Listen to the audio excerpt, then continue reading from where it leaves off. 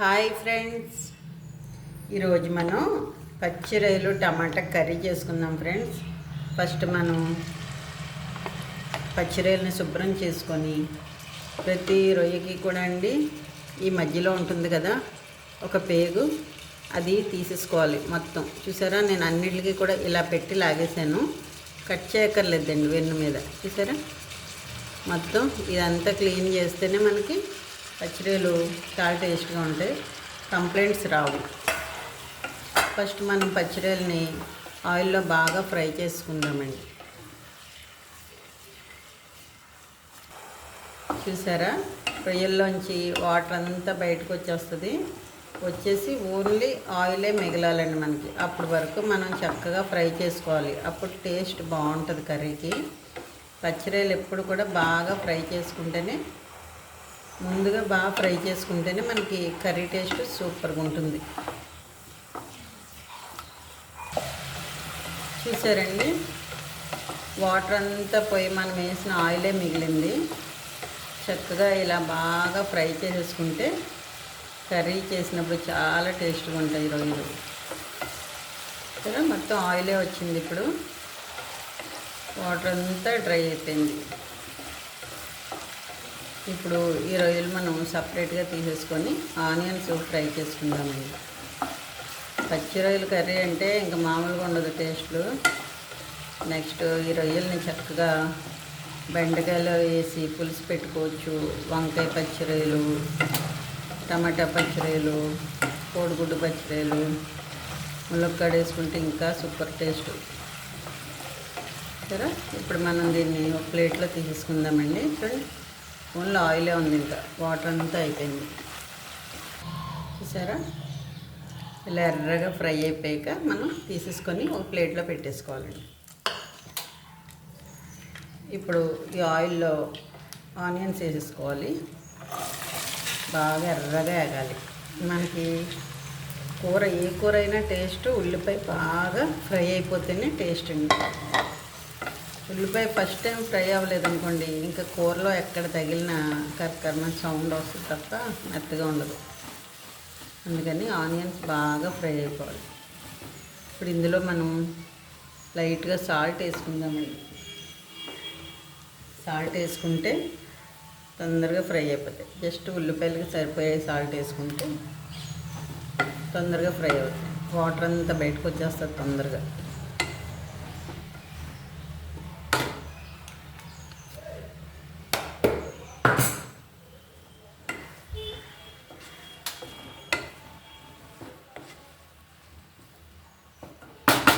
మూత పెట్టేసుకుంటే అండి, ఇలా మనం మూత పెట్టేసుకుంటే దగ్గరికి చక్కగా ఫ్రై అయిపోతాయి.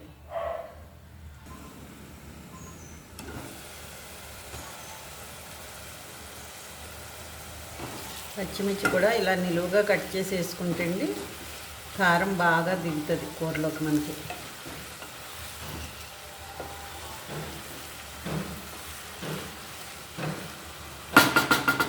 మళ్ళీ కాసేపు మూత పెట్టేసుకుంటే ఉల్లిపాయ బాగా మగ్గుతుంది.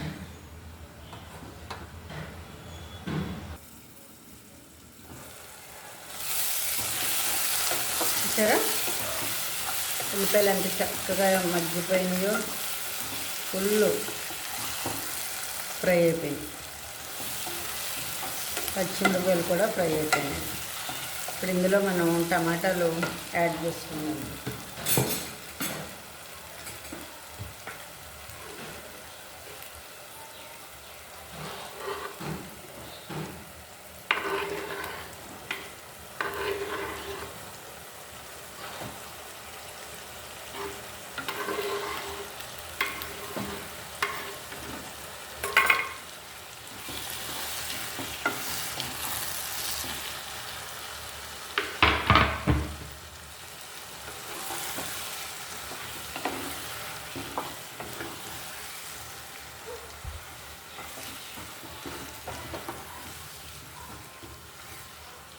మళ్ళీ మూత పెట్టేసుకుంటే చక్కగా టమాటా కూడా బాగా మగ్గిపోవాలండి.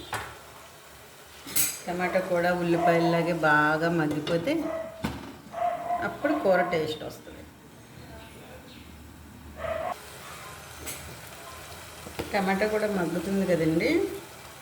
ఇప్పుడు మనం మంచిగా సాల్ట్ కొంచెం వేసుకున్నాం కదా, ఇప్పుడు కొంచెం వేసుకుందాం.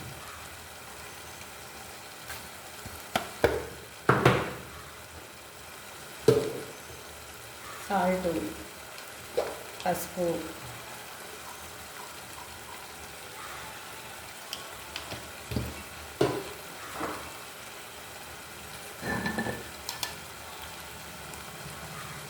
కారం ఎక్కువ ఉంటేనే బాగుంటుంది. చుక్కని తగలాలి నాలుగు మీద, మరి చప్పుకుంటే అస్సలు బాగుండదండి.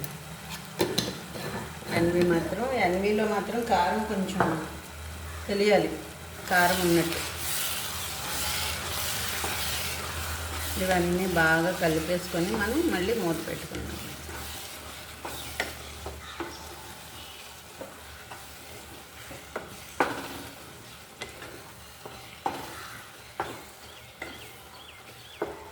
చక్కగా టమాటా ఎలా మగ్గిపోతుందో.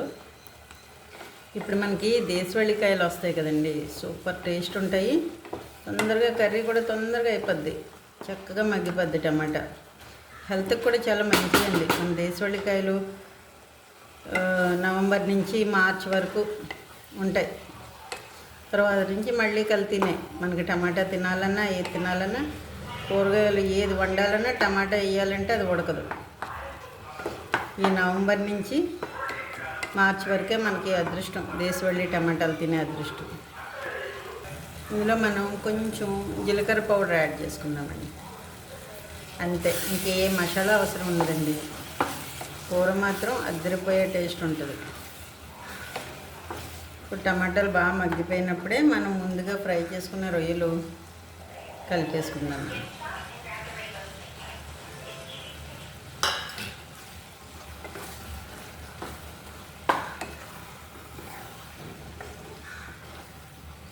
ఎందుకంటే మన రొయ్యలకు కూడా ఉప్పు, కారం, మసాలాలు పడుతుంది కదా. మసాలా ఎక్కువ వాడలేని వాళ్ళు ఓన్లీ జీలకర్ర పొడి వేసుకుంటే చాలా టేస్ట్ ఉంటుందండి. రొయ్యలకి పెద్ద మసాలా అక్కర్లేదండి అసలు. ఎందుకంటే వెజిటబుల్స్లో వేస్తాం కాబట్టి మనం ఆ టేస్ట్ మళ్ళీ తేడా వస్తుంది. నేను అందుకని ఓన్లీ జీలకర్ర పొడి ఒక్కటే వేసానండి. చాలా సూపర్ టేస్ట్ ఉంటుంది. ఇది మళ్ళీ మనం మూత పెట్టేసుకుందామండి. ఇలా మూత పెట్టేసుకొని ఒక్క 5 minutes సిమ్లో పెట్టుకుంటే బాగా మసాలా అంతా పడుతుంది. ఉప్పు, కారం, జీలకర్ర పొడి అంతా రొయ్యలకు పడుతుంది. ఇప్పుడు చూడండి ఫ్రెండ్స్, చక్కగా ఎలా మగ్గిపోయిందో.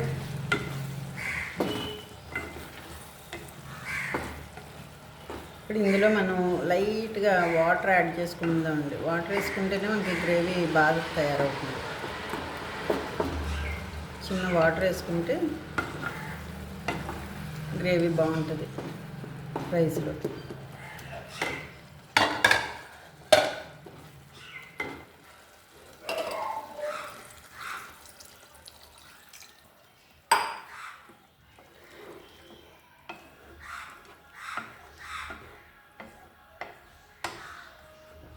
ఇలా చేసుకుంటే ఇంకా రసంతో పని ఉండదండి మనకి. చారు అలా ఏం అక్కర్లా, చక్కగా ఇదే సరిపోద్ది.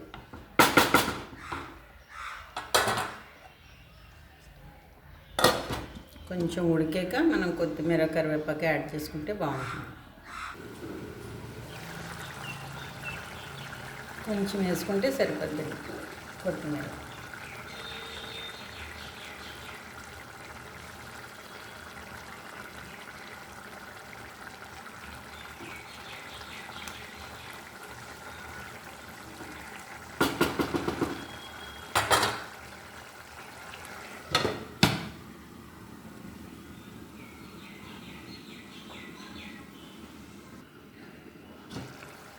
కొంచెం కరివేపాకు ఉడుకుతున్నప్పుడు వేస్తే అండి స్మెల్ మాత్రం మొత్తం కర్రీ స్మెల్ మారిపోయి చాలా సూపర్ స్మెల్ వస్తుంది కదా మనకి. ఇప్పుడు చూసారా, ఇది బాగా దగ్గరగా అవ్వాలి. నేను కొంచెం గ్రేవీ ఉన్నప్పుడే దించుతానండి, బాగా ముద్ద అయిపోనివ్వను, అలాగే బాగుంటుంది కర్రీ కూడా.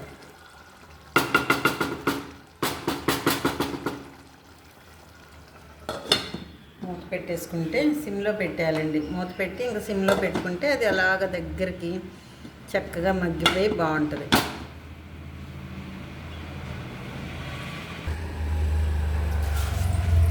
కొంచెం కొత్తిమీర మా పక్షులు వేస్తున్నానండి, చాలా ఇష్టం. లవ్ బర్డ్స్కి కొత్తిమీర తినడం చాలా ఇష్టం వీటికి.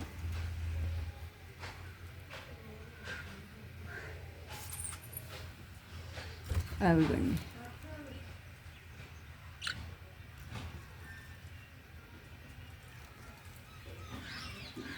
కొత్తిమీర తింటాయి ఇవి.